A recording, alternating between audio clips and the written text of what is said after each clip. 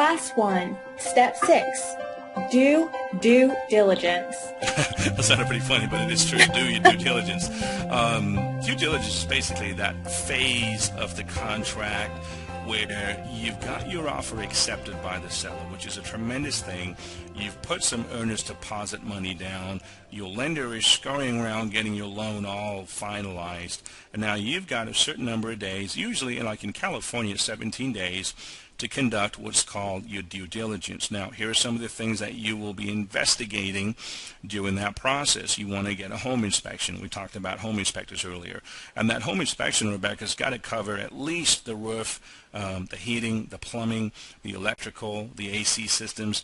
And, just because you hire a pro, a professional, it doesn't mean you yourself can't do some minor checkups yourself, such as looking for soft spots in the flooring or fresh paint on the ceilings and walls that might be hiding some water damage or something. You go in there and turn the electricity off and off and on again, turn the water faucets on and off, and if it's in the summertime, turn off the AC and turn on the heater. Might sound a little corny, but it's a smart thing to do. Make sure it works. Likewise, if it's wintertime, test the AC system. Is it working? Go down to the basement, look for any water on the floor, or see if the hot water heater looks rusted or cracked. A little diligence before you start negotiations could actually save you a lot of time and effort, but your home inspection is one of those due diligence acts that you just have to do. Well, that also goes into deciding whether or not you're paying too much for the property, or if it's, you're willing to outweigh the pros and cons of picking a house. Absolutely right, Rebecca. The home inspection will tell a lot, and at the end of the home inspection, one of the two things is going to happen. You're going to feel that much better that you're going into contract on this home, or you're going to feel that either the home's overpriced, or you're going to feel a little more settled if the seller were to repair certain things. If the seller refuses to repair certain things, you've still got the prerogative to deal with those things yourself, but you just really have to get a home inspection.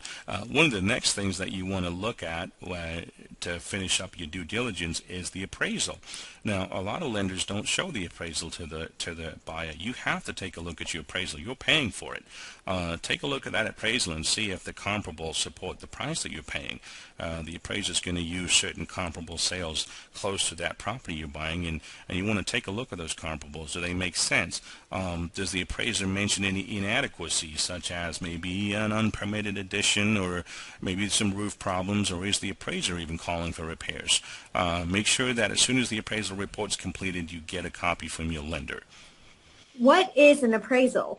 An appraisal is basically an evaluation, Rebecca, done by a state licensed individual as to whether that property is worth what you're buying for. Well, I shouldn't say it that way. I should say it's an opinion of value. So an appraiser goes out there and says, based on recent sales in the market and market trends, this is what this property is worth. Now, appraisal can never be anything more than an opinion of value. So, 5 different appraisers could go out there and come up with 5 different numbers. It's not an absolute thing, but that appraisal is ordered through an independent company so that the loan officer does not have any influence on the final outcome of that value. That's very good to know. It is. And one or two more things here, since we're talking about due diligence, and we talked about it a little bit before, is, take a look at the school districts and ask around your neighbors, what are the school districts like, because that's going to have a lot to do with how easily you can resell the property when it comes time to sell.